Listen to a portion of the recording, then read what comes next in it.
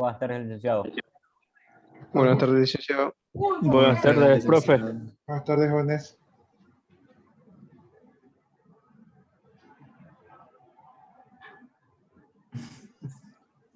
Profe, buenas tardes. ¿Cómo están, jóvenes? Buenas tardes. Buenas tardes, profe. Buenas tardes, profe. Buenas tardes. Yo me pregunto, licenciado, ¿cuánta memoria tiene su laptop? Creo que 8. ¿De almacenamiento? De almacenamiento es un disco de 1 tera. La madre. De memoria RAM creo que tiene 8 gigabytes. Está potente entonces. Pero las máquinas hoy en día vienen con 2 teras de disco.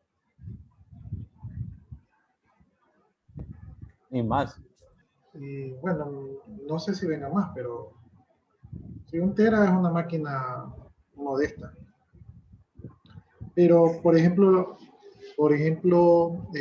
no sé cómo estarán los discos ahora, o tal vez este problema no den con los discos que están ahora de moda, los discos de estado sólido, que son más rápidos. Pero cuando ustedes tienen un disco de 1 tera o de 2 tera, cuando ustedes sobrepasan los 500 gigabytes, la computadora se vuelve lenta. Entonces, a veces no es tan bueno los discos muy grandes porque se vuelve lenta, ¿no? O tal vez lo que yo acostumbro a hacer a veces es crearles unas particiones para separar el sistema de archivos. Entonces, no les recomiendo mucho eso.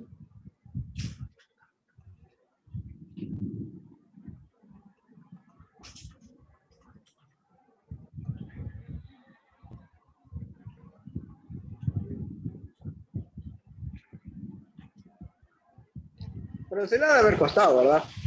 ¿Perdón? Sí le ha de haber costado. Si me costó plata. Sí, una gran cantidad de dinero. No, esta computadora aquí me la trajo mi hijo cuando se fue de viaje. Entonces yo le había encargado una computadora y más o menos el precio de mi computadora y me costó cerca de 700 y pico de dólares. 750 más o menos el precio promedio. ¿En dónde lo compró? Porque acá se estuvo averiguando y los precios son más de 1000 para arriba. Ya, lo que sucede es que esta computadora yo la compré antes de la pandemia y la compré puede ser que la haya comprado en el 2018, por ahí. De igual manera estuvieron caras en esa época. Ya, pero recuerden que esta computadora se compró en Estados Unidos, entonces en Estados Unidos es más barato. Ahora, ¿qué sucede? Que cuando se compró esta computadora de aquí, déjenme ver si les doy las características para...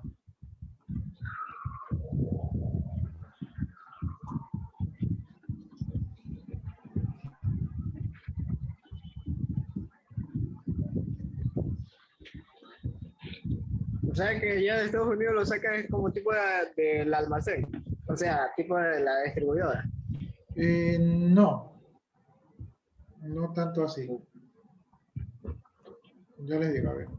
Este de aquí es un procesador Intel, es una i5 de 2.2 GHz, ¿verdad? De 8 GB de RAM y bueno, arquitectura de 64 bits. Entonces, es una Windows 8. Sí, es una buena característica, pero lo que yo no quería esta computadora. Esta es una Asus, cuando las Asus todavía no entraban aquí al país.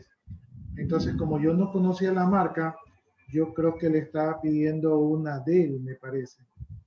Sí, quería una Dell o de repente otras marcas. Ahorita ya no recuerdo las marcas, ¿no?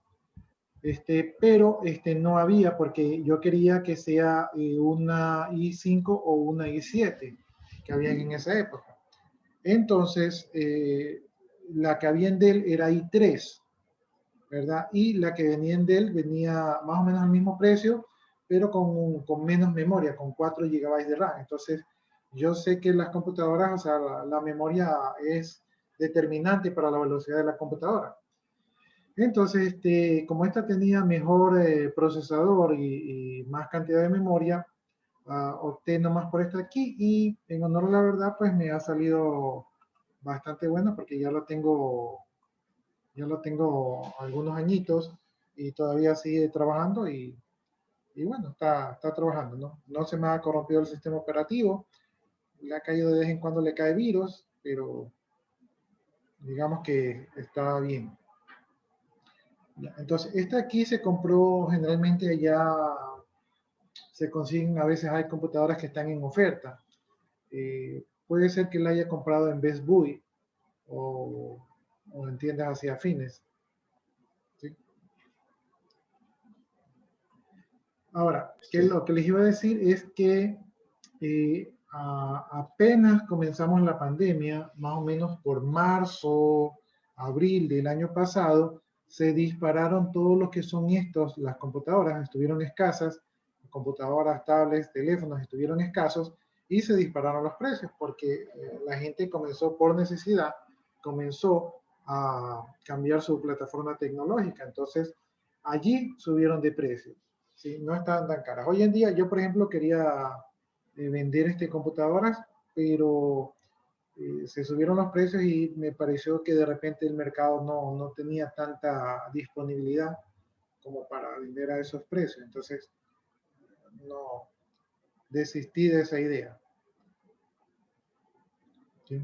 Pero ahorita sí sé que están así más o menos alrededor de los $1000, una computadora más o menos decente. Y bueno, es por ese tema de allí.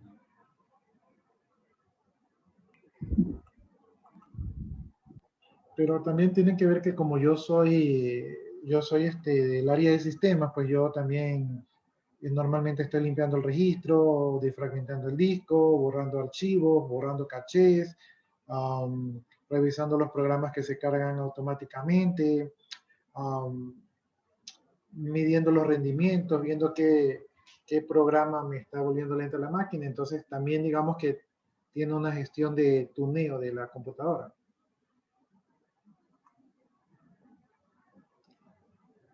Bueno, entonces, ya metiéndonos a nuestro tema, eh,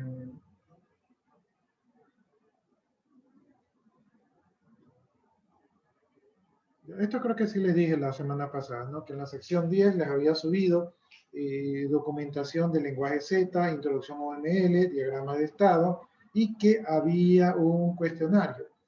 Y en la sección 11 les había puesto una tarea de los diagramas de estado, que tenían ustedes que hacer un diagrama de estado.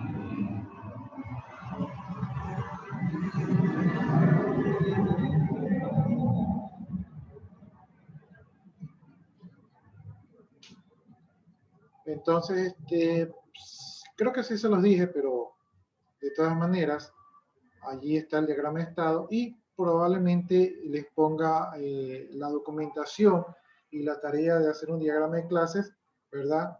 En esta semana, o sea, en la sección 12. Ahora, estas tareas que ustedes tienen 7 días, pero si ustedes no la hacen, igual pueden subirla después porque no se cierran. No, tampoco les afecta la nota. Pero noten ustedes que estamos en la semana 11 y que probablemente en la semana 15 ya tengamos que dar lección y en la semana 16 ya toque los exámenes. Aparte que tenemos un proyecto PIS. Eso quiere decir que ustedes tienen más o menos un mes para hacer todas las tareas y seguramente yo les he de poner más tareas a ustedes. Entonces van a tener un mes. Para la semana 15 probablemente ya tengan que tener todas las tareas terminadas. Entonces, si gustan, pueden tomarse un tiempo, pero no vayan a dejar acumular todo hasta la semana 15, porque entre la semana 16 y 17 probablemente son los exámenes. ¿Sí? Entonces, estamos a un mes, ¿verdad? Para que no les vaya no se les vaya a acumular las tareas, tanto las mías como las de los compañeros, y aparte de eso tienen un proyecto pies encima, entonces cuídense de eso ahí.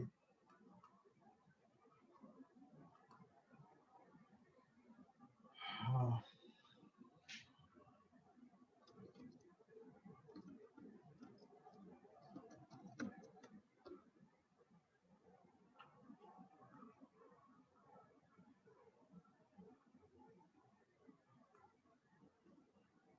Ya, cuando ustedes me pongan allí, yo sé que ustedes están acostumbrados a algún otro compañero, pero cuando ustedes me pongan allí la asistencia, prefiero que me pongan los dos apellidos y los dos nombres, porque así se me hace más fácil ordenarlos. Entonces, cuando me ponen presente, tengo que estar borrando el from y el presente para la lista de ustedes, ¿no? Entonces, para las próximas clases, si ustedes pueden ayudarme en ese sentido, para que me pongan los dos apellidos y los dos nombres.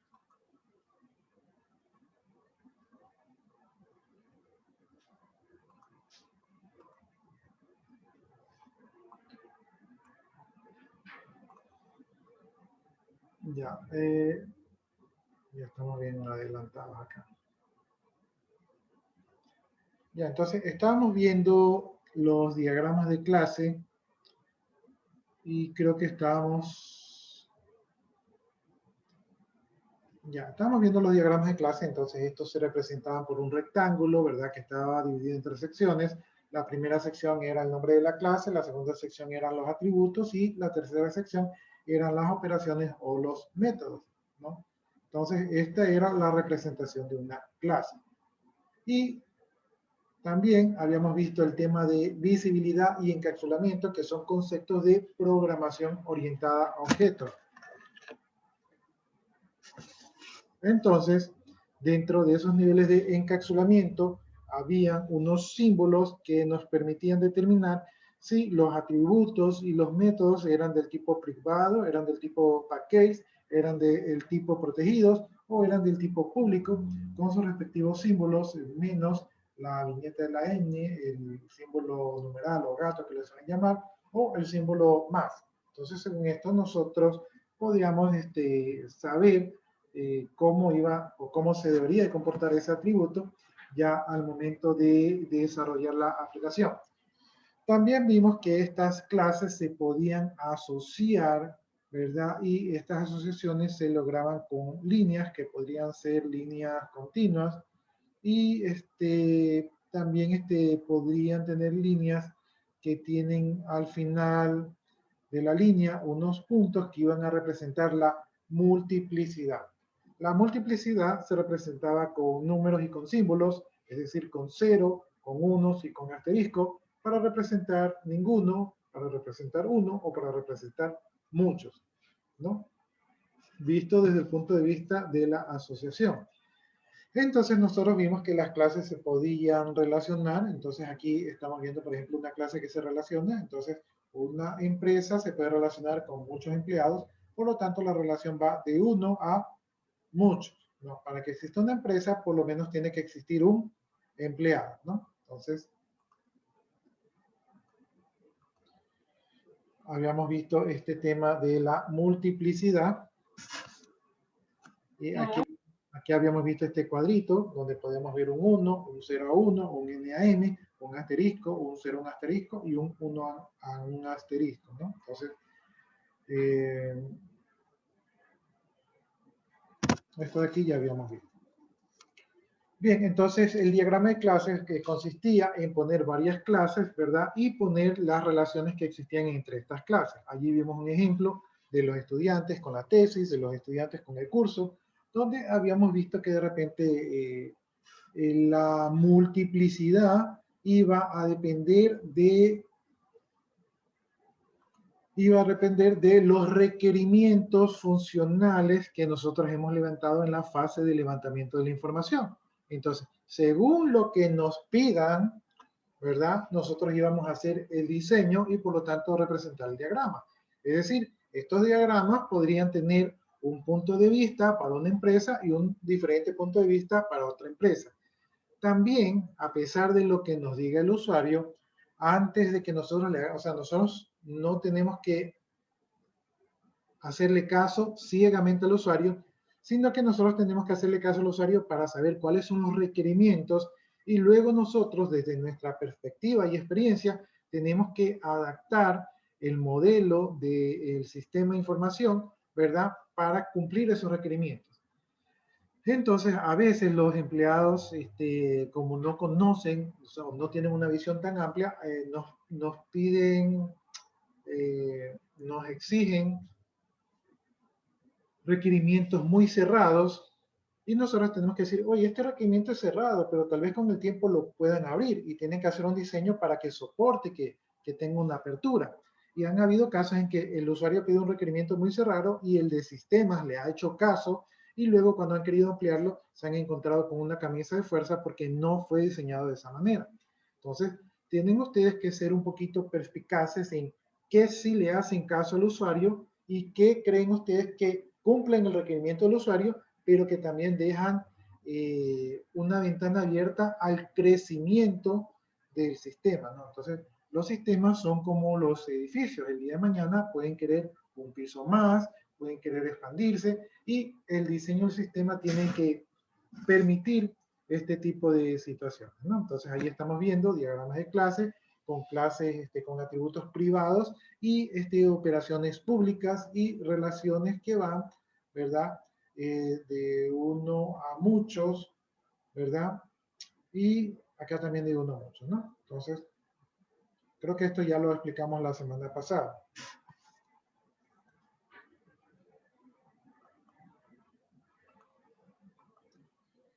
Bien, entonces también les había explicado que cuando existe una relación de uno a muchos, por ejemplo, un estudiante, ¿verdad? Puede tener muchos cursos o puede tomar muchos cursos y un curso, ¿verdad? Puede pertenecer a un estudiante, puede o no pertenecer a un estudiante, ¿no? Entonces, un estudiante puede tener muchos cursos, ¿verdad? Y un curso también puede tener muchos estudiantes, ¿no? Entonces, un estudiante dice aquí que debe tener por lo menos un curso, dice. Por lo menos un curso o muchos. Mientras que un curso puede tener 0 a muchos estudiantes, ¿sí? Pero esto de aquí es una relación de muchos a muchos. Entonces, nosotros cuando hacemos el diagrama de clases y cuando después de hacer el diagrama de clases vamos a hacer el diseño del sistema, generalmente nosotros no podemos permitir relaciones de muchos a muchos y por lo tanto creamos una entidad asociativa, una clase asociativa que no es una clase física, sino que es más bien una clase lógica donde destruye la relación de muchos a muchos, ¿no? Entonces, un alumno, ¿verdad? Está registrado en un curso. Así, un alumno está registrado en un curso, ¿no? Entonces el alumno, ¿verdad? Solamente tiene una sección del curso. Y un curso puede tener una o muchas sesiones, ¿sí? Entonces, ahí, con esto aquí, hemos roto la relación de muchos a muchos. Creo que hicimos el ejemplo con unas clases con unos nombres un poquito más descriptivos.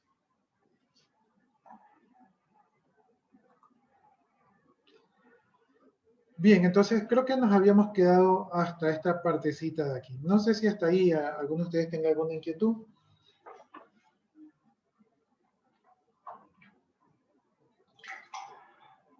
Salud. No, no es whisky, es agua, ¿no? Igualmente, pues licenciado, salud. Yo lo veo que están pendientes de qué me sirvo. Que estamos prestando atención a la clase, pues, profe. Me parece bien. Entonces, si les hago una pregunta, así me la responden. Andy estará encantado de respondérselo. Ya, entonces ya, ¿Por qué se no ha dicho nada? ya veo que se ceden el honor. Ya, bueno, entonces, con respecto a esto aquí, ¿tienen alguna inquietud?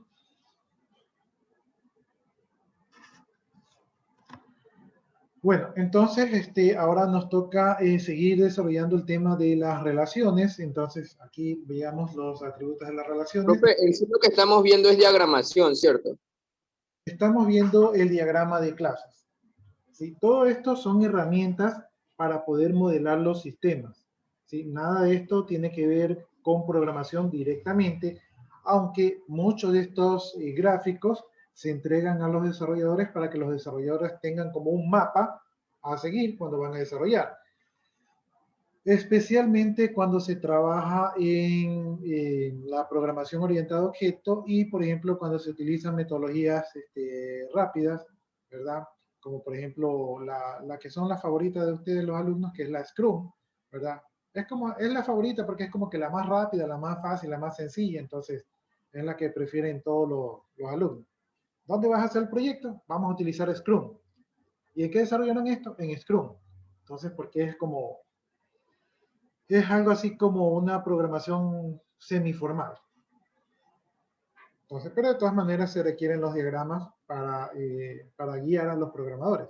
Recuerden ustedes que no necesariamente los programadores están en este proceso de levantamiento de la información, sino que es el analista del sistema quien ya le pide a los programadores lo que tienen que hacer. Y ellos se van a ayudar con los diagramas que estamos ahorita revisando, ¿no? Entonces, en este caso estamos con los diagramas de clase. Y les decía yo que los diagramas de clase son, desde mi punto de vista, más utilizados que los diagramas de estado que ya vieron ustedes.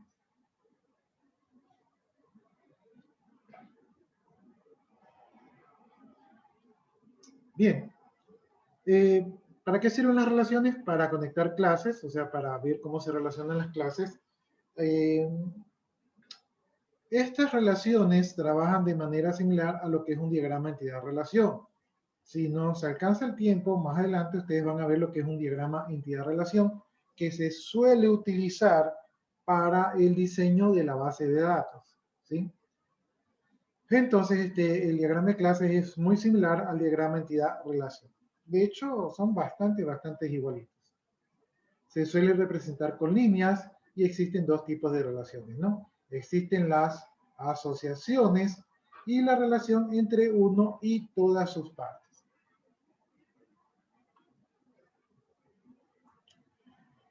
Entonces, aquí dice que existen distintos tipos de relaciones que pueden definirse en un diagrama de clases.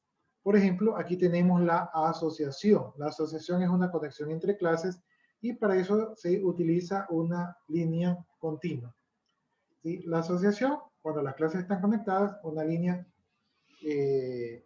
continua, ¿no?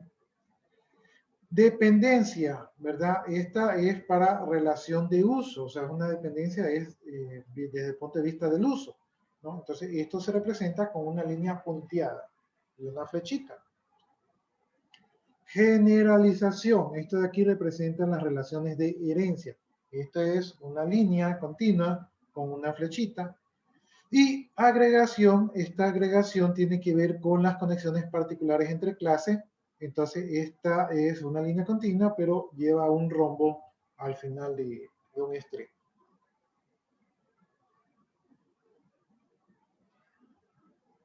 Entonces, tenemos asociación, dependencia, generalización y agregación.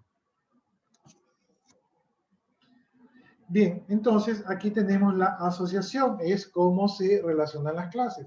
Por ejemplo, tenemos una clase cuenta y una clase cliente, entonces están asociadas. Es decir, que una cuenta necesita tener asociado un cliente, ¿verdad? Y si estamos viendo desde el punto de vista de un banco, un cliente necesita tener una cuenta, ¿no? Entonces, es una relación bidireccional, ¿no? Una cuenta requiere un cliente requiere una cuenta. ¿Sí? Por ejemplo, acá tenemos otro ejemplo. Dice que una computadora utiliza un digitador, no sé si está bien utilizado el término que utiliza, y un digitador, ¿verdad? Utiliza una computadora. Entonces, la computadora necesita el digitador y el digitador necesita la computadora. Es una relación bidireccional. Están relacionados entre sí, ¿no? Y por acá pues vemos que cada clase tiene sus atributos y sus métodos. Entonces esta es la asociativa, generalmente bidireccional. O sea, en ambas, es una relación recíproca en ambas direcciones. Bien, tenemos la dependencia, ¿verdad? Entonces la dependencia es una relación del tipo depende de, ¿verdad? Entonces aquí tenemos que un sistema operativo depende de una computadora, ¿verdad? Y un producto depende de su materia prima. Para que el sistema operativo pueda trabajar sin la computadora, el sistema operativo no puede trabajar. Por lo tanto, es dependiente de la computadora y por lo tanto la flechita apunta a la computadora. Para que se pueda crear el producto depende de la materia prima. Sin la materia prima no hay producto. Por lo tanto, el producto depende de la materia prima. Sin materia prima no existe producto y la flechita apunta, ¿verdad? En este caso, la clase materia prima, que es de quien depende la clase producto. Acá tenemos la asociación, se relaciona con, ¿verdad? Aquí nos han puesto el objeto automóvil, ¿verdad? Entonces dice aquí que un automóvil, ¿verdad? Se relaciona en este caso con un piloto. Visto desde el punto de vista del piloto, ¿verdad? Un piloto conduce, la relación aquí es conduce un automóvil, ¿no? Entonces, aquí, aquí la flechita está apuntando al automóvil, ¿verdad? Porque estamos viéndolo desde el punto de vista del piloto. Esta es una relación unidireccional porque el automóvil no puede conducir a un piloto, pero el piloto, como puede conducir, entonces requiere del automóvil para poder conducir, ¿no? Entonces, se parece un poquito a la acá, ¿sí? Solamente que aquí no existe, el producto no existe, y acá la clase no es que deja de existir, sino que para poder trabajar, ¿verdad? Requiere de la otra clase, que en este caso es el automóvil. Entonces, por eso dice aquí que es una relación unidireccional, una relación del piloto hacia el automóvil.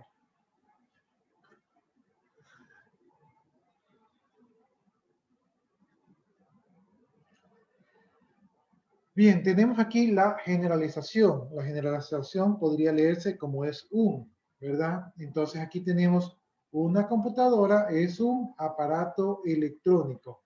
Un avión es un vehículo, un barco es un vehículo. Entonces, esto tiene que ver con la gerencia. Nosotros ya vimos ejemplos de herencias anteriormente, ¿no? Aquí, ¿verdad? La clase que es apuntada vendría a ser algo así como la clase padre, ¿no? Entonces, la computadora desciende del aparato electrónico, por lo tanto, se apunta a la clase padre.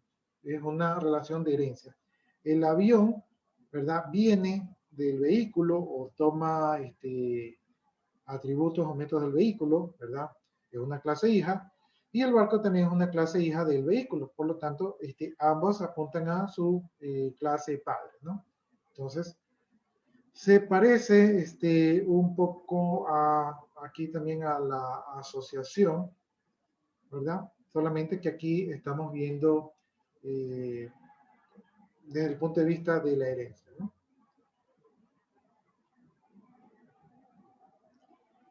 Ya, entonces hemos visto la asociación, la dependencia, la generalización. Hemos visto este tipo de clases.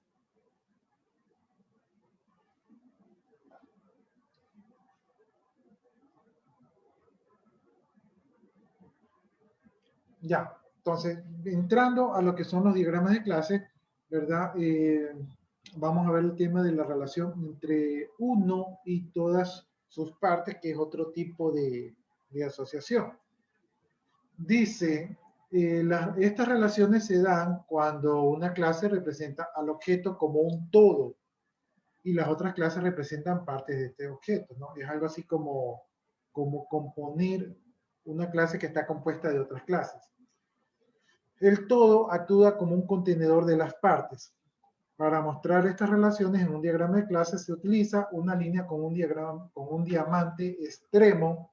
El diamante está conectado al objeto que es el todo, ¿no? Entonces, este tipo de diagramas que vamos a ver ahorita, ¿verdad?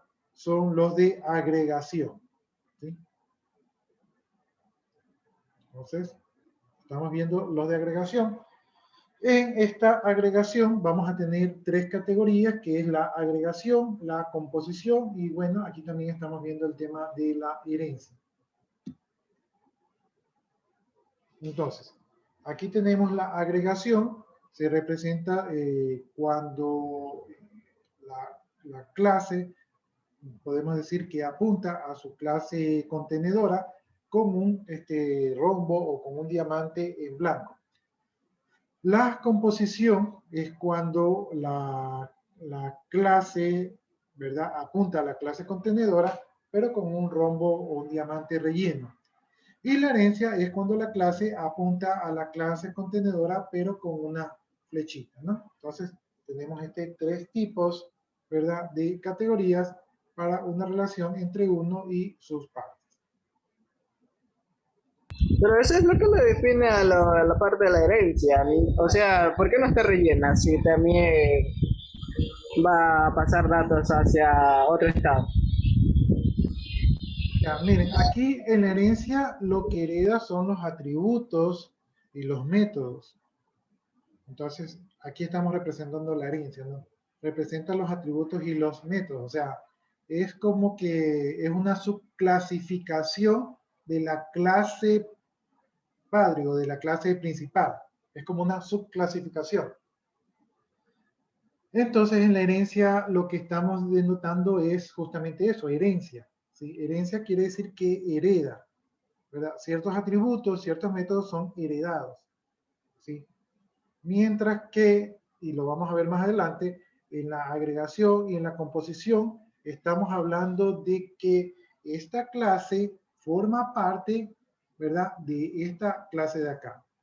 Esta clase, ¿verdad?, compone a esta clase de acá. Y ya vamos a ver unos ejemplos sobre eso de allí.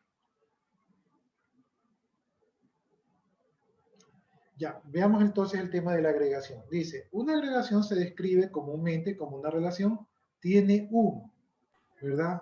La agregación se lee como tiene un. Una agregación provee el medio para mostrar que el objeto está compuesto de la suma de sus partes, o sea, de otros objetos, ¿no? Ya vamos a ver un ejemplo de eso. Ahorita estamos viendo los conceptos nada más. Dice, esta es una relación más débil, el tiempo de vida de la clase incluida es independiente de la que lo incluye. Entonces, como que tienen tiempos de vida diferentes. La clase base utiliza a la incluida para su funcionamiento. Se representa con un diamante al final de la línea que no está relleno. Entonces, tiene uno. Vamos viendo. Ya, aquí está la agregación, ¿verdad? Aquí tenemos una clase que es una clase parte y hay una clase que es una clase todo. Entonces, esta clase parte se agrega a la clase todo, ¿no? Y el diamante apunta a la clase contenedora. Aquí se lee así, la clase A agrupa varios elementos del tipo clase B. Entonces, aquí la clase A agrupa varios elementos del tipo clase B. Así se lee. Y aquí debería quedar claro, ¿no? Entonces, la agregación se lee como tiene un o todo o parte, ¿no? Entonces, aquí tenemos una computadora tiene una memoria, ¿verdad? Y tiene un CD-ROM. Ahora, se podría pensar que de repente la memoria conforma la computadora o el CD-ROM conforma la computadora. Pero o es o no es verdad que cuando yo ya tengo la computadora, hay algunas computadoras que no tienen CD-ROM y que se lo puede agregar después y no por eso deja de ser computadora. Y hay unas computadoras que ya tienen memoria, pero a pesar de que ya tienen memoria, yo le puedo agregar más memoria, ¿verdad? Entonces, no deja de ser computadora si es que no le agrego las partes. Pero si le agrego las partes formarían parte de la computadora. O sea, me permite agregar. ¿Sí? ¿Sí se dan cuenta del concepto? Puedo agregar estas partes a la computadora. Un vehículo, por ejemplo, se le puede agregar llantas, ¿verdad? O sea, la llanta por sí sola existe, ¿verdad? y puede existir solita, pero yo se la puedo agregar al vehículo, ¿verdad? Y el vehículo las va a utilizar. Y también puedo agregarle un motor al vehículo, ¿no? Aunque viéndolo bien, podríamos pensar que estas partes son parte de esta clase de aquí, y de hecho está en lo correcto, ¿no?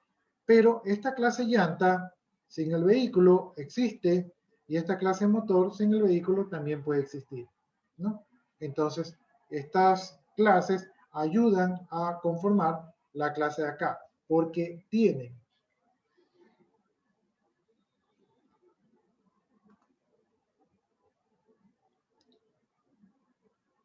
Ahora vamos a ver la clase de la composición. En la composición, el tiempo de vida de las partes es el mismo que el de la parte contenedora, ¿sí? El objeto puede pertenecer solamente a una composición. La clase base se construye a partir de la clase incluida y se muestra con un diamante relleno, ¿no? Entonces, aquí, en esta clase composición, ¿verdad? Las partes tienen el mismo tiempo de vida que la clase contenedora. Por ejemplo, un párrafo, ¿verdad? Un párrafo está contenido en un capítulo y un capítulo está contenido en un libro. Si yo destruyo el libro, también destruyo el capítulo y también destruyo el párrafo, ¿sí? Entonces aquí estos son contenidos y forman parte del libro, ¿no? El libro sin estas clases no existe. Entonces el símbolo de la composición es así, con un diamante, ¿verdad? Con un diamante relleno. Entonces la parte, ¿verdad? Conforma a la clase que es una clase de un todo, ¿no? Se leería algo así: la clase A agrupa varios elementos del tipo clase B. El tiempo de vida de los objetos del tipo clase B están condicionados al tiempo de vida del objeto clase A, ¿no? Entonces, esta sería la composición.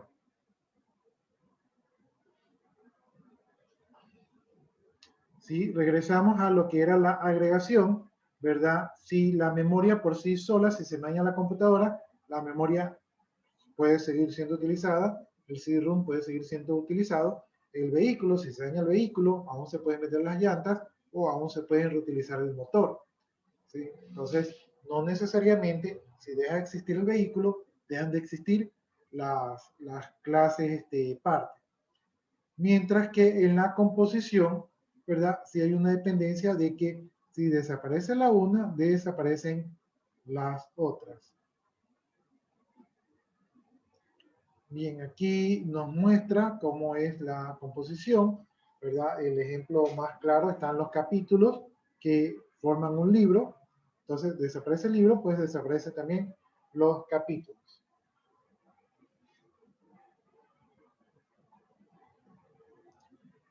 Bien, a continuación vamos a ver un diagrama de clases. Entonces, este es un ejemplo de unas relaciones entre un todo y sus partes, visto desde el punto de vista de quién contiene a quién, ¿no? Usado este tipo de enfoque. Bien, entonces aquí vemos un estudiante con todos sus atributos y todos sus métodos, ¿sí? Y aquí vemos una organización del campus, ¿verdad? Con todos sus atributos y también con todos sus métodos. Y por acá tenemos una actividad de recaudación de fondos, también con todos sus atributos y con todos sus métodos, ¿no? ¿Cómo se leería aquí entre el estudiante y la organización del campus?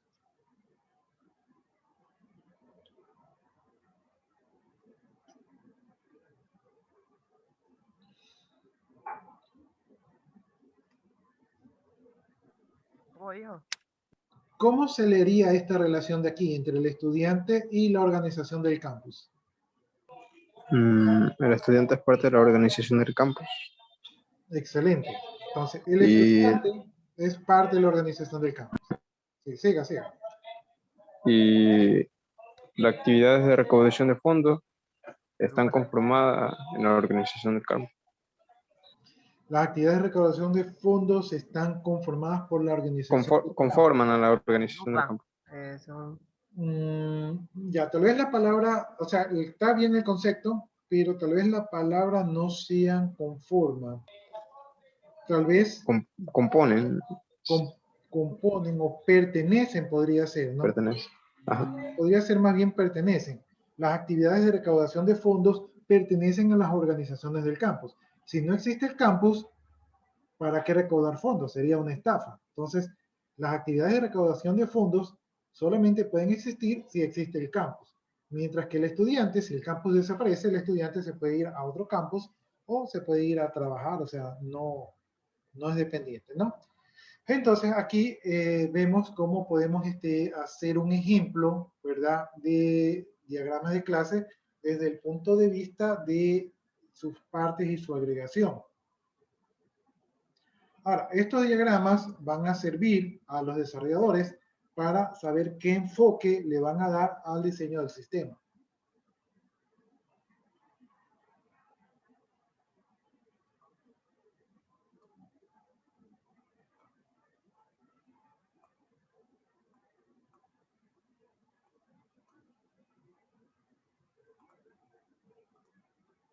Ya, aquí tenemos otro diagrama, pero en este diagrama acá estamos viendo el concepto de la herencia. La herencia dice que es la generalización, especialización. Generalización porque viene de una clase general y especialización porque a partir de esa clase general se deriva una clase un poco más específica, ¿no? Entonces, este tipo de diagramas va a indicar que una subclase hereda los métodos y atributos especificados por una clase padre o también conocida como superclase. El ejemplo común es que tenemos una clase persona. Entonces, las clases personas pues van por el mundo y tienen apellidos, nombres, calles, apartamentos, ciudad, estado, teléfono, celular, email, ¿verdad? Entonces, todas estas son atributos de una persona común y silvestre. Y a partir de una clase persona puede derivarse una clase estudiante. La clase estudiante pues ya tiene un número de estudiante, ya tiene créditos, calificación promedio, departamentos, especialidad, ¿verdad? Si es menor de edad, o sea, un estado si es menor de edad, y tiene también estos métodos que corresponden al estudiante. Un estudiante, generalmente hablando, es una persona. Entonces, el estudiante se deriva, es una clase derivada de la clase persona. La clase persona es una clase general y a partir de esta clase general hay una especialización que se llama estudiante, ¿no? Entonces aquí se lee un estudiante puede ser una persona y una persona en este caso es un estudiante. Pero también podemos tener otra clase que se deriva de la clase persona, que en este caso es una clase empleado.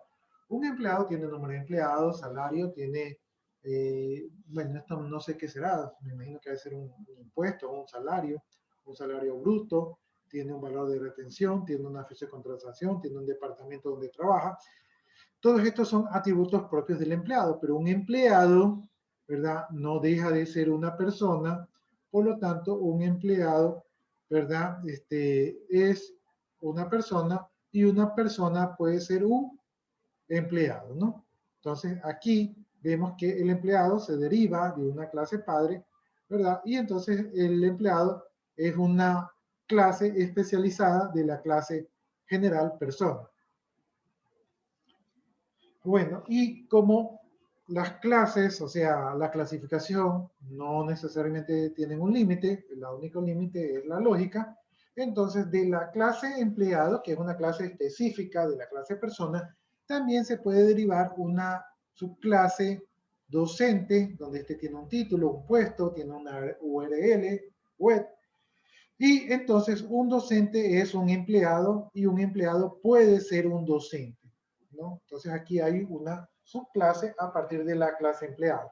Y a partir de la misma clase empleado, pues se deriva una subclase administrador.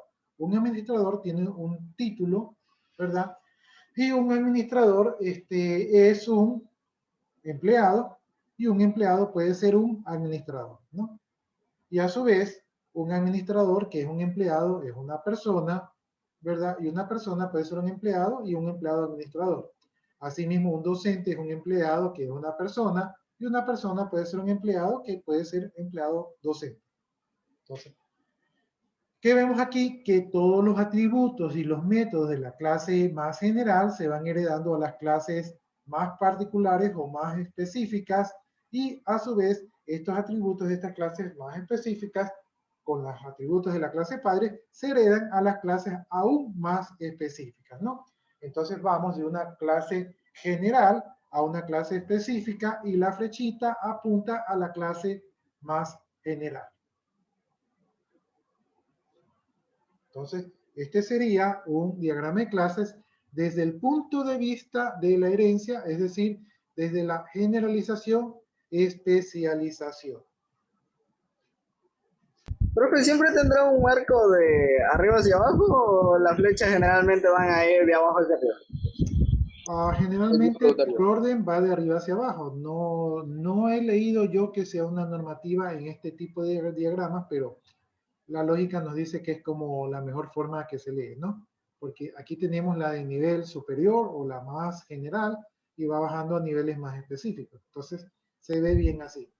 ¿Sí? No está normado así. Podrían ustedes ponerlo de lado, de izquierda a derecha, de derecha a izquierda, o dependiendo del tamaño de su diseño, pero en la medida de lo posible traten de respetar la jerarquía que estamos viendo ahorita. En este tipo de diagramas no hay una especificación que diga que tiene que ir de arriba hacia abajo. Y lo de la parte donde marca la herencia para marcar, pongamos, administrador y docente, aparte empleado. La flecha que dice puede ser un o es un o puede ser un o es un tipo de. Aquí están poniendo el tipo de relación, ¿verdad? Entonces aquí un empleado puede ser un docente y en cambio en la parte de abajo se lee un docente es un empleado. ¿Sí? Entonces se está viendo el tipo de relación en ambos sentidos, ¿sí? De la clase padre a la clase hijo y de la clase hijo a la clase padre. ¿Sí? A veces no se pone, si lo quieren hacer más formal, pues deben de ponerlo. Y aquí está el diagrama completo porque tenemos la clase con sus atributos y sus métodos. A veces, cuando esto no es tan importante, se lo obvia. Entonces también entra ahí el que hace el mantenimiento. Eh, La clase de empleado. podrían ustedes, por ejemplo, hacer un empleado y dentro de los empleados podrían ustedes poner empleados administrativos y empleados académicos. O sea, podrían ustedes dividir las clases. ¿De qué va a depender esto? Va a depender de los requerimientos de su sistema. ¿Cómo le conviene a usted mejor clasificar, dividir o especificar las clases? O sea, ¿cómo usted lo prefiere dividir? ¿Cómo se le hace más conveniente para su diseño? Entonces, aquí, en este modelo, bueno, todavía no lo puedo descifrar muy bien, pero en este modelo parece que si el empleado es administrativo o es académico, no tiene mucha importancia porque no lo han puesto en las clases. Pero si usted hace un diseño donde tiene muchas funciones para los empleados académicos y funciones diferentes para los empleados administrativos, entonces tal vez usted debería de definir esas subclases de la clase empleado. Profe, esto parecerá tonto, pero en la parte de título, ¿es lo que en sí ya lleva por defecto o por el, ¿cómo se dice? Por el esfuerzo que hicieron para ganárselo? Porque en lo general cuando pongamos si es bueno, no es una empresa, sino algo así de ya tipo juvenil, pongamos en una aplicación está el tipo administrador, el tipo coadministrador, el que no tiene tanto poder, pero sí puede hacer lo que sea con los miembros y con los otros roles que puede estar creando. Pongamos el título de, así como dice el empleado, o el título de miembro, o el título berserker, algo así. Ya, mire, como vuelvo les explico, estos son ejemplos, entonces nosotros desconocemos el contexto de por qué pusieron esos atributos, pero esos atributos están en función de los requerimientos. En este caso, yo viendo este diagrama de clases, el título me parece que se refiere a cuál es el título profesional. Si es un ingeniero, si es un administrador, si es un abogado. Entonces, simplemente aquí el título está como para identificar cuál es el título. Lo que usted indica de cuál es el rol que va a cumplir en la organización, pudiera ser que se pudiera colocar aquí otro atributo llamado nivel o jerarquía, o incluso ese atributo podría estar acá en empleados, ¿no? Porque si es empleado va a tener un nivel o jerarquía, ¿no? Entonces podríamos ponerlo aquí o acá. Pero como les repito, ustedes son los que van a hacer estos diagramas y ustedes lo van a hacer en función de los requerimientos y también de sus criterios. Entonces, los diagramas de un ingeniero tal vez no sean tan parecidos a los diagramas de otro ingeniero. Y los diseños o los modelos para una organización tal vez no sean tan parecidos a los diseños modelos de otra organización. Entonces, esto va a variar un poco, ¿no? En este caso, aquí ustedes veanlo simplemente como un ejemplo.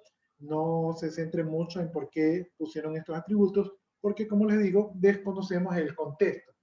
No estamos ahorita analizando el contexto de por qué hicieron estos diagramas, sino simplemente estamos viendo cómo los diagramas se relacionan entre sí. No sé si tengan alguna otra inquietud.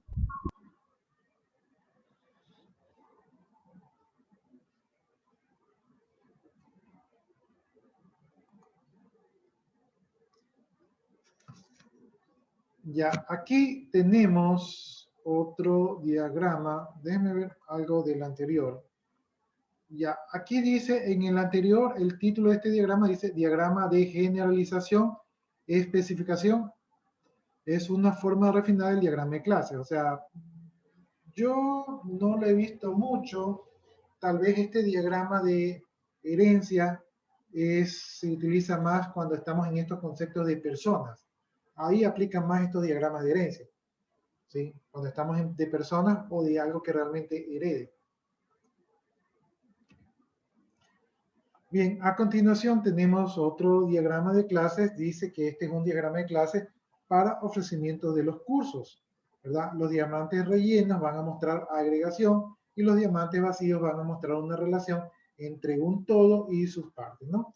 Entonces aquí tenemos un diagrama de clases, de clases que pueden contener o formar parte de algo, ¿no? Entonces aquí tenemos, lo voy a dejar a ustedes.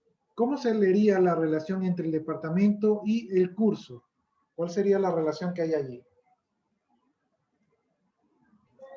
El curso pertenece, el curso es parte del departamento. El curso dice que es parte de un departamento, ¿ya? Y al revés, ¿cómo se leería? El departamento tiene un curso. El departamento tiene un curso, ¿ya? Y un curso es para un departamento. En todo caso, lo que se ve aquí es que el departamento puede contener, ¿verdad?, varios cursos, ¿sí? Aquí habría que ver un poco, ¿no? El departamento, tal vez para que nosotros se nos haga un poquito más claro, el departamento vendría a ser tal vez como una carrera.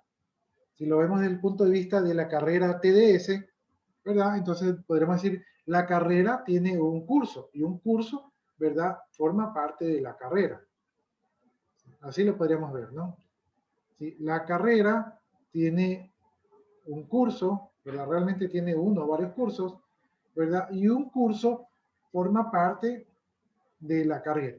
Entonces, tal vez si cambiamos el nombre del departamento por carrera, tiene un poco más de sentido para nosotros.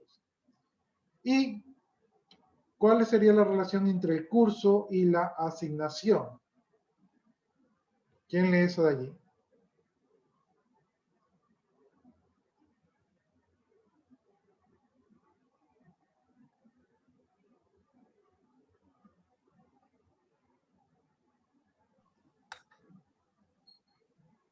Como dijo.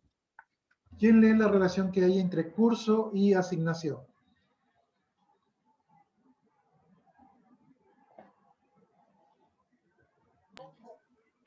La asignación pertenece al curso. O sea, La Asignación y asignación, examen consiste. pertenecen al curso o son La parte del asignación curso. consiste del curso. la asignación consiste de un curso. Parece que más aplica la asignación es parte de un curso. Claro, Así es, entonces al revés sería curso. asignación y Y examen un son parte de un curso curso. consiste de una asignación. Ujú. En todo caso, lo que vemos aquí parece que la asignación es algo así como cuando uno le dice, a ver, usted pertenece a este curso, ¿sí? Parece que la asignación es algo así, como que a un elemento, en este caso, parece que estamos viendo, o sea, parece que esto de aquí es una relación, déjenme ver aquí, porque aquí no están los alumnos, aquí veo que hay libros. Entonces, cuando usted recibe algo así como su matrícula, ¿no? Dice, usted pertenece a este curso. Entonces aquí está el número de asignación, descripción de la asignación, puntos de asignación y fecha de asignación. Entonces es algo así como un documento. Entonces, este documento de asignación le pertenece a este curso. Es algo así como que el acta de matrícula de estudiantes, ¿verdad? Pertenece a este curso. ¿Sí? Luego tenemos la relación similar entre el curso y los exámenes, ¿no? Entonces, ¿cómo se leería aquí esta relación entre el curso y los exámenes?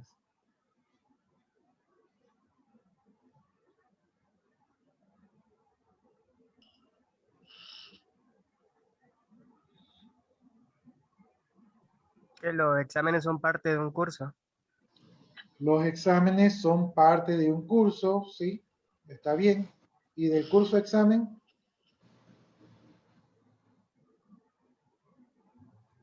según cómo está esto, sería que un curso consiste de exámenes, ¿no? O sea, de ley un curso tiene que tener exámenes, ¿no? Entonces, un examen es parte de un curso, ¿verdad? Y un curso tiene exámenes, ¿no? Sin embargo, cuando se destruye el curso, las asignaciones y los exámenes ya no tienen razón de existir.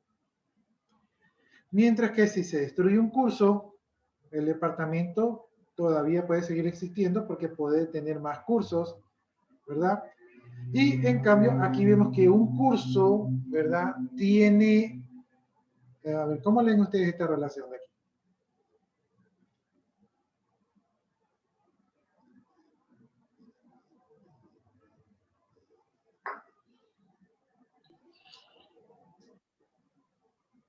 ¿Cómo leen esa relación? Esa ya no es una relación de agregación-composición. Esa es una relación de Uno a uno. asociación. Asociación. Sí. Entonces, aquí tenemos relación de agregación, relación de composición, y aquí tenemos relación de asociación. Asociación. ¿Cómo se leería esto?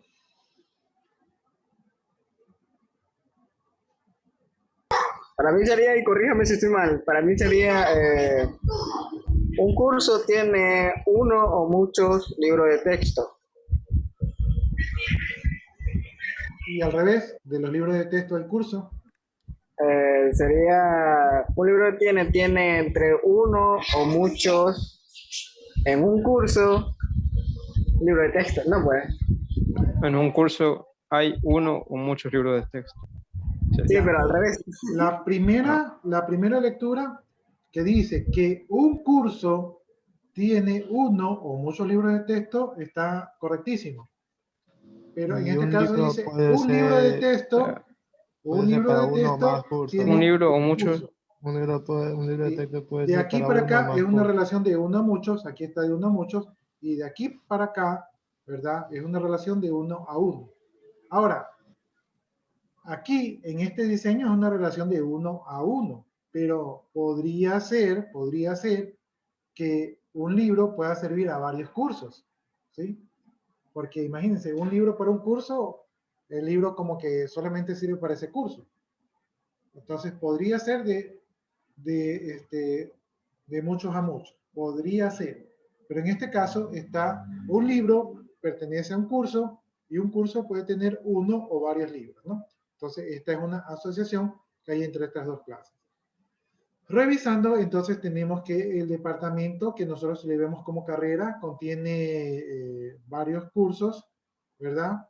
Los cursos a su vez tienen designaciones o asignaciones, podrían ser de estudiantes o de docentes, también contienen exámenes que sirven únicamente este curso, por lo tanto si el curso deja de existir, las asignaciones y exámenes dejan de existir, y por acá hay una relación con los libros de texto que en este caso es de uno a muchos y al revés es de uno a uno. Ese sería el análisis de este diagrama de clases, ¿no? Profe, ¿cómo dejaría de existir? ¿Se deja de existir el curso de igual manera? Tanto asignación, exámenes y libros de texto quedarían para una nueva creación si se llega, si el libro de departamento llega a texto crear. no está asociado de manera de composición, ¿verdad? Entonces aquí no, o agregación. Entonces el libro de texto no está relacionado como composición o agregación. El libro de texto está aquí como una clase, por lo tanto, si el curso deja de existir, no indica que el libro deja de existir. El libro sigue existiendo. ¿Por qué la asignación deja de existir? Porque la asignación pertenece a este curso específico, ¿sí? Entonces, la asignación no es utilizable porque pertenece a este curso específico. Digamos que este curso es un curso de inglés y aquí en la asignación se le asigna a la profesora de inglés a este curso del periodo 2000, del periodo, segundo periodo 2020, ciclo 2. Si el curso 2020, ciclo 2 deja de existir, esta asignación de la profesora de inglés para ese curso 2020, ciclo 2 también deja de existir. O sea, el documento como tal ya no tiene validez, ya no se puede reutilizar. Lo mismo el examen. Si el examen dice examen para el curso de inglés del segundo periodo 2020 ciclo 2, si el curso deja de existir, ese examen para ese curso también deja de existir. O sea, el documento ya no tendría validez.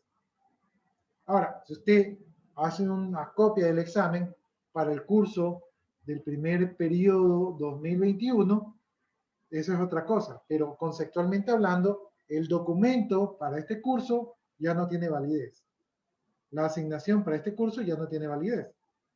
¿Sí? Hablando desde el punto de vista como documento. ¿Sí? El departamento, o como nosotros le hemos dicho, la carrera sigue existiendo porque puede tener más cursos, entonces un curso no determina la existencia o no del departamento, ¿verdad?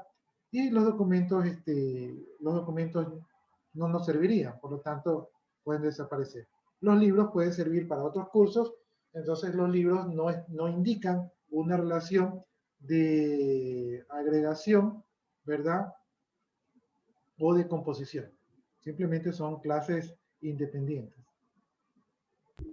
Entonces, si el departamento generaliza todas las materias que puede existir para el curso y se descarta una, de igual manera seguiría existiendo, ¿verdad? Repítame. Pero ya no estaría agregada la materia. Repítame, por favor, que no le asimilé. Si el curso... si el departamento generaliza al curso con todas las materias que puede existir, como matemática, lenguaje, inglés, sociales, Ajá.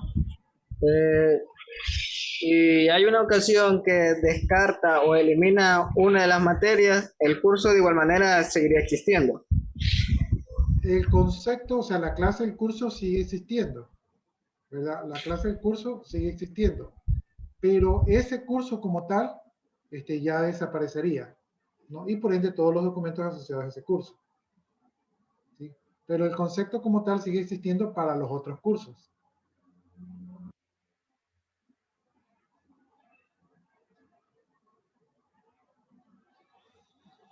Entonces, o sea, el punto de vista que usted tiene es correcto, ¿no? Si desaparece un curso de inglés, el curso de matemáticas, de programación, de introducción, esos cursos todavía siguen vigentes.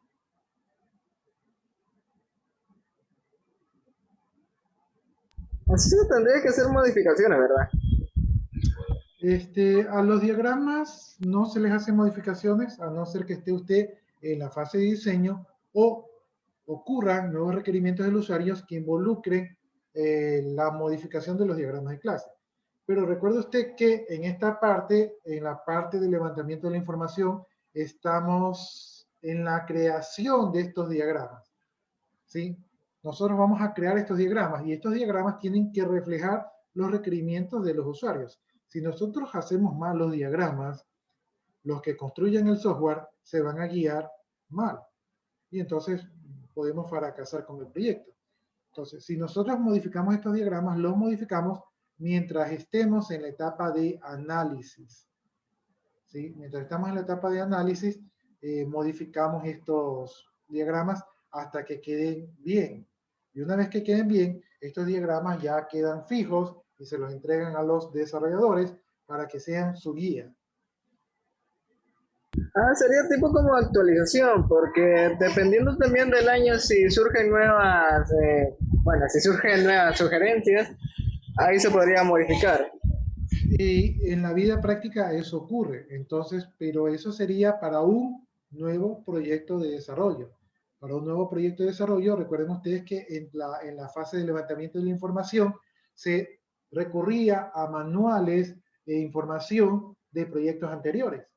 Entonces, en esos proyectos anteriores, nosotros podríamos encontrar los diagramas anteriores, los revisamos para tener una idea de cómo está el sistema actualmente, ¿verdad? Y ahí nosotros, en la nueva etapa de análisis, podríamos ver qué le podemos hacer a esos antiguos diagramas para cumplir con los nuevos requerimientos o para potencializarlos o tal vez para llegar a la conclusión de que no podemos hacer nada, ¿sí? Porque si el diseño anterior fue hecho como camisa de fuerza que no permite el crecimiento del sistema, entonces tal vez nosotros no podemos utilizar esa estructura de ese sistema anterior y estaremos obligados a construir un nuevo sistema.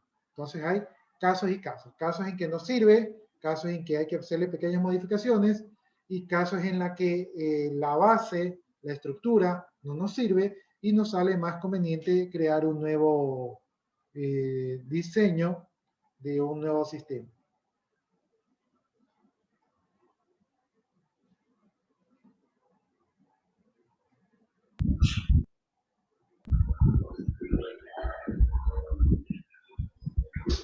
¿Qué pasa, profe? ¿Tienen más preguntas? Estoy esperando, dando el silencio para ver si a alguien le queda alguna duda.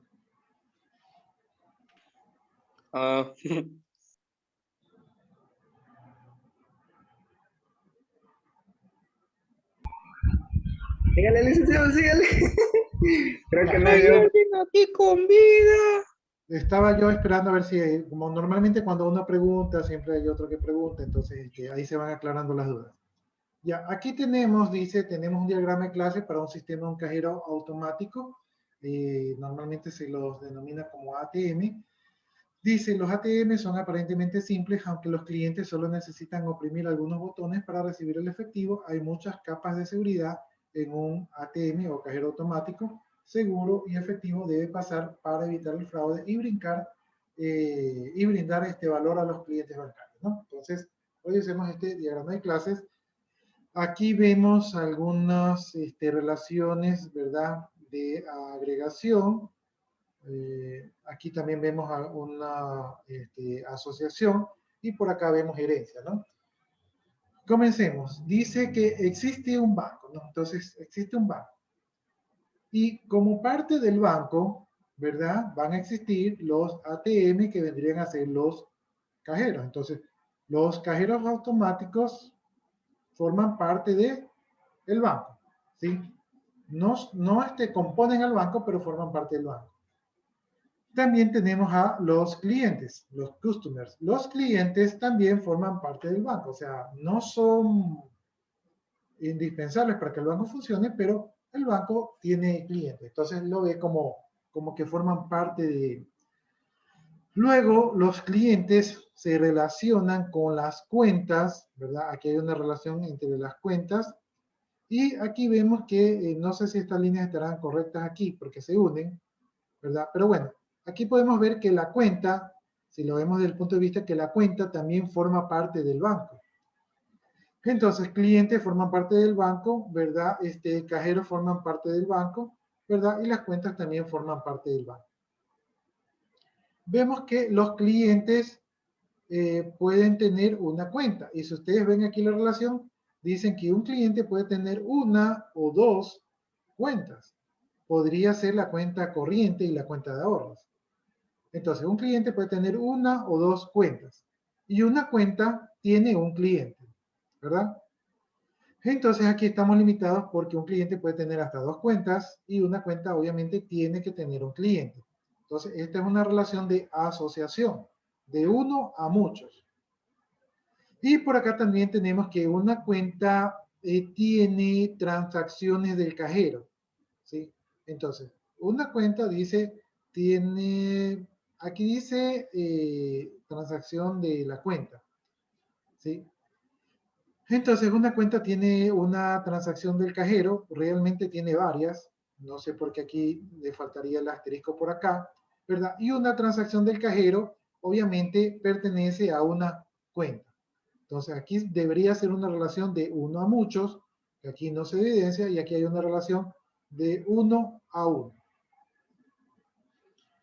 Por acá vemos que hay también una relación de pertenencia. Y esta relación de pertenencia podría ser de, no sé cómo asociarlo, no sé si asociarlo al cliente, ¿no? Como que un cliente va a hacer uso de un cajero. Podríamos verlo así. Un cliente va a hacer uso de un cajero o se relaciona con un cajero. Bien, luego por acá abajo tenemos las cuentas y por acá vemos que tenemos una cuenta corriente, ¿sí? Current account. Entonces, una cuenta corriente es una subclase de la cuenta, ¿verdad? Los datos de la cuenta van a ser heredados por la cuenta corriente, pero aparte de eso, la cuenta corriente va a tener sus propios atributos. Y por acá tenemos otra cuenta, esta dice Saving Account, no sé si alguno de ustedes sabe el concepto de Saving Account, yo en este caso no lo tengo claro, pero me imagino que si esta es la cuenta corriente, esta es la cuenta de ahorros, ¿no? O sea, la cuenta para ahorrar. Entonces, la Saving Account va a ser una subclase de las cuentas, ¿verdad? Hereda los atributos y métodos o acciones de la cuenta general, ¿verdad? Entonces aquí tiene también sus propios atributos, ¿no? Entonces son clases, son subclases de la clase cuenta. Y entre estas dos cuentas vemos que hay una relación de uno a uno, ¿no? Entonces una cuenta corriente, ¿verdad? Se relaciona con una cuenta de ahorros y una cuenta de ahorros se relaciona con una cuenta corriente. Y este sería nuestro análisis de este diagrama de clases de un cajero automático. Como ustedes ven, tenemos asociaciones de herencia, asociaciones normales y también tenemos asociaciones de agregación.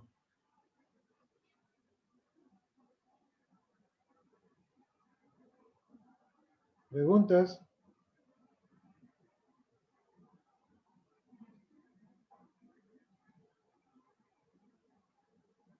Salud.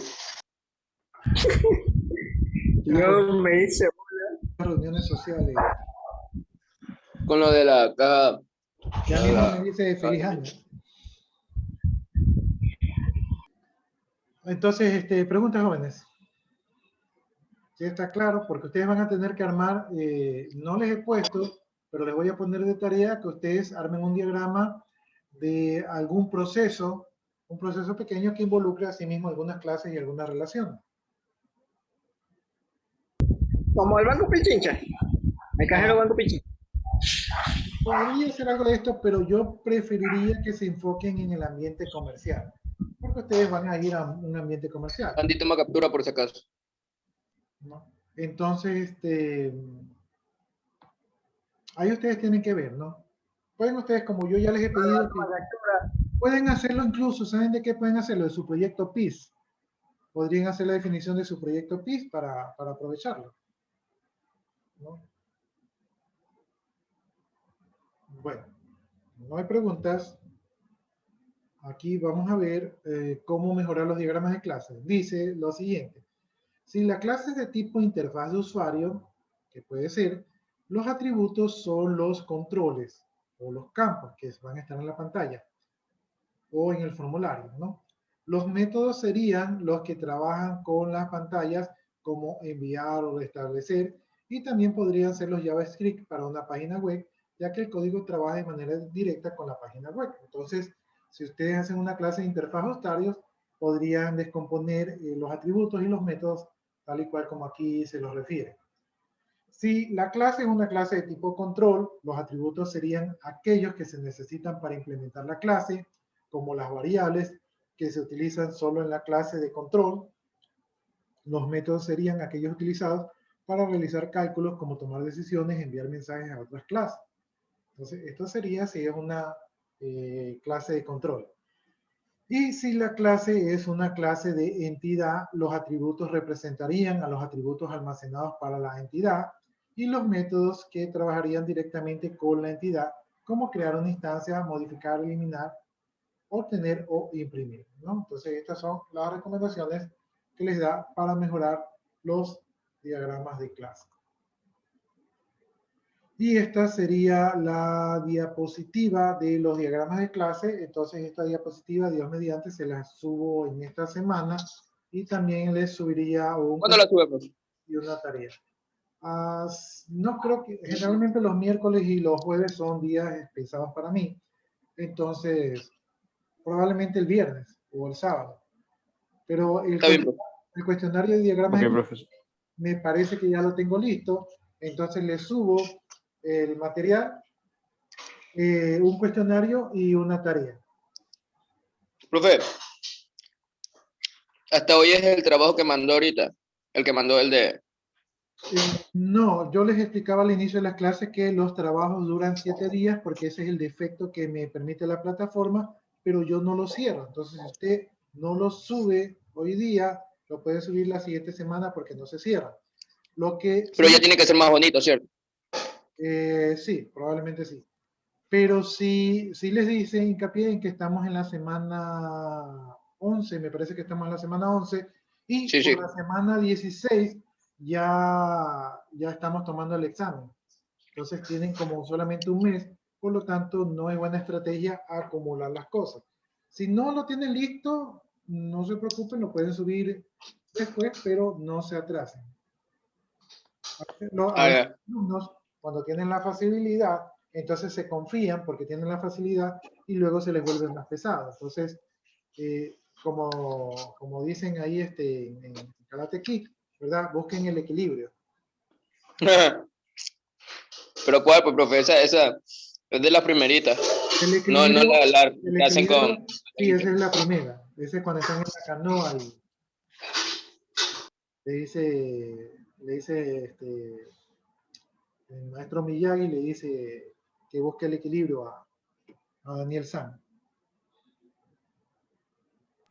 Profe, ¿Te escucho?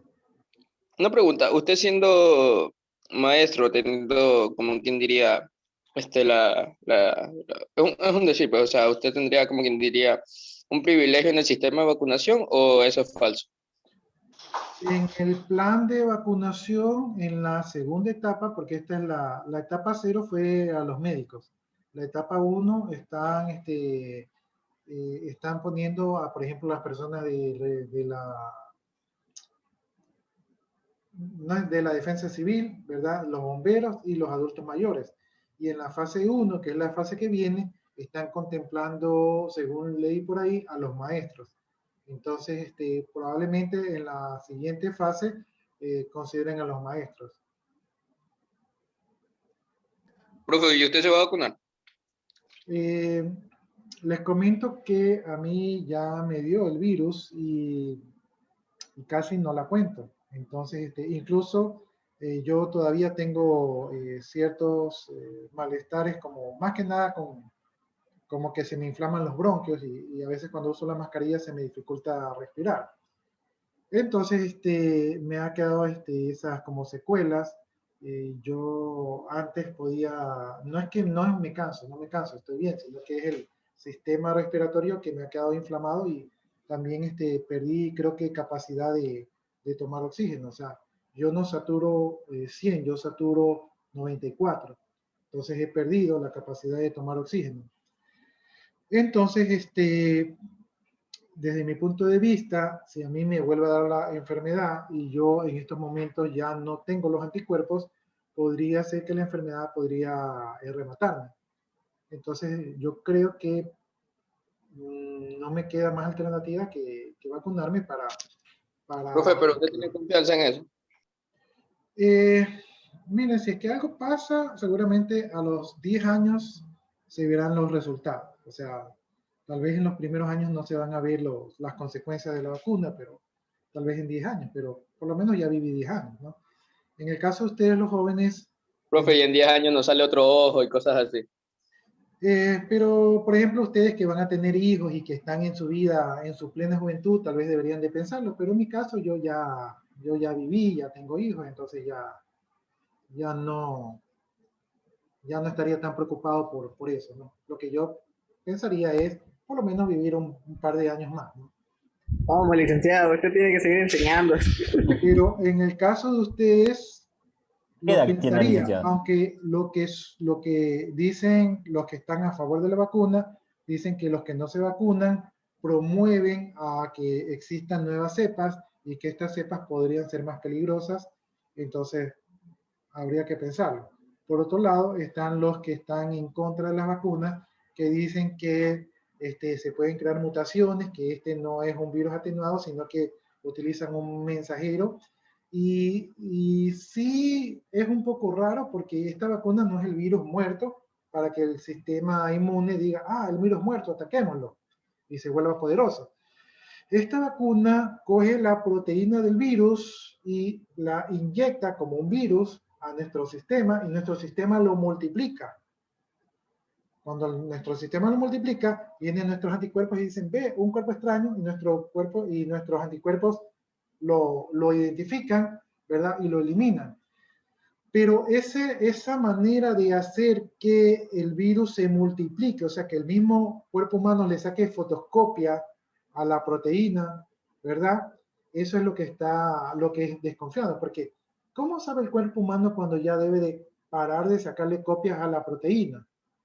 Entonces, es ahí donde está la duda. Entonces, algunos piensan que eso puede quedar persistente y que esto podría generar otro tipo de consecuencias, como por ejemplo el sistema inmune en algunas personas está atacando a su propio cuerpo. O sea, ya no reconoce lo que es un virus y lo que es propio del cuerpo y está autoatacándose como consecuencia del virus y de la propia vacuna. Entonces, hay consecuencias, o sea, hay consecuencias, pero lo que dicen los que están a favor de las vacunas es que de 1 millón de vacunados, a uno le va a jugar la lotería.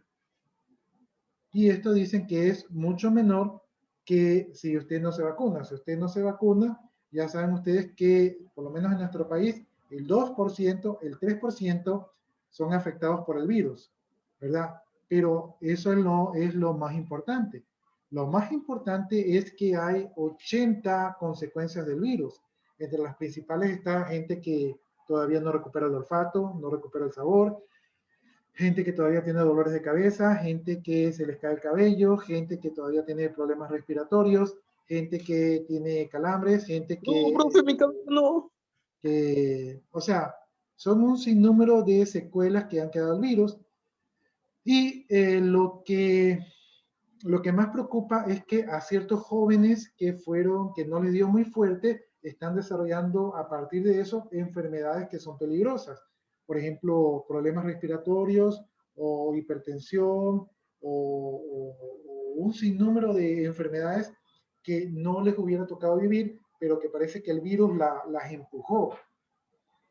Entonces, desde todos esos puntos de vista, no sé, parecería que lo mejor es vacunarse para poder erradicar el virus y poder llegar a la normalidad. Si todos no se vacunan y todavía quedan cepas y quedan nuevas cepas, vamos a tener que seguir metidos en la casa.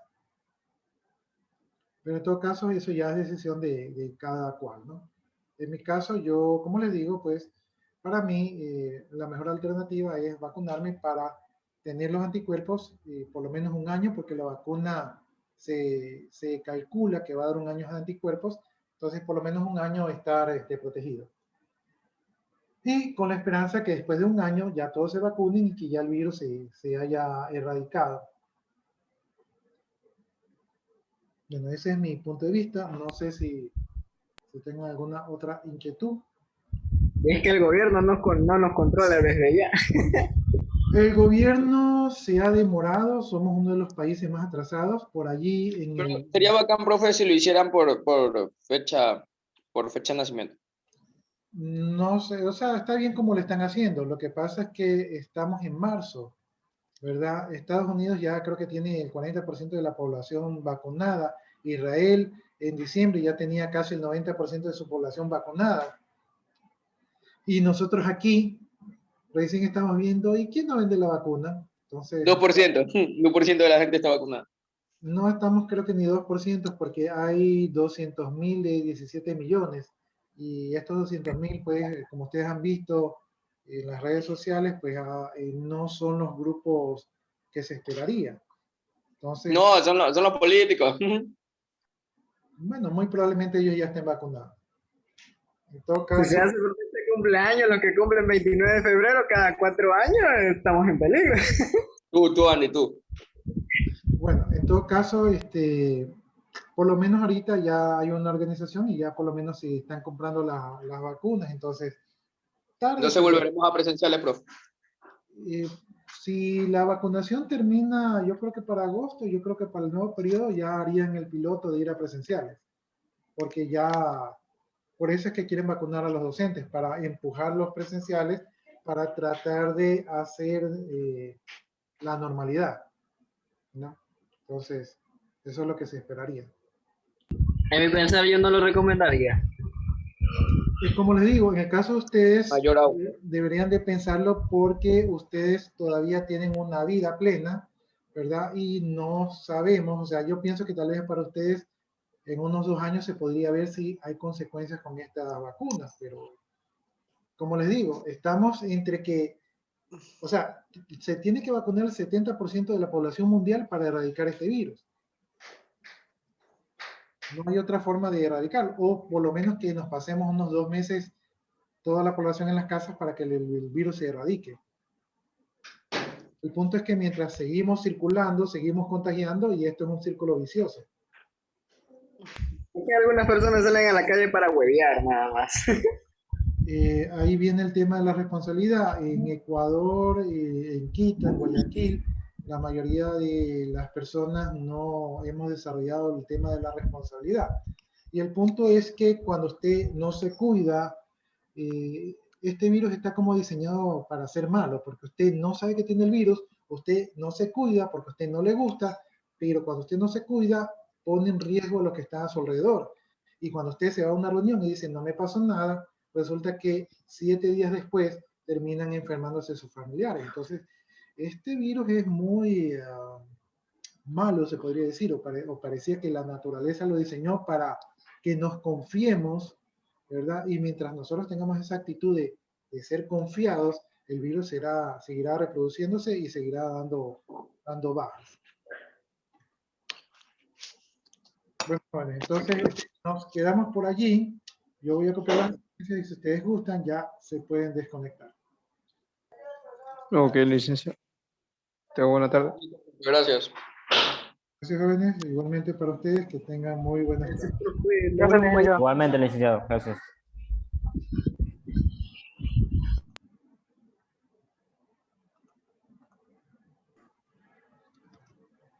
Mañana, profe. Ya, hasta mañana, jóvenes. Entonces, ya copié las asistencias, procedo a desconectarme.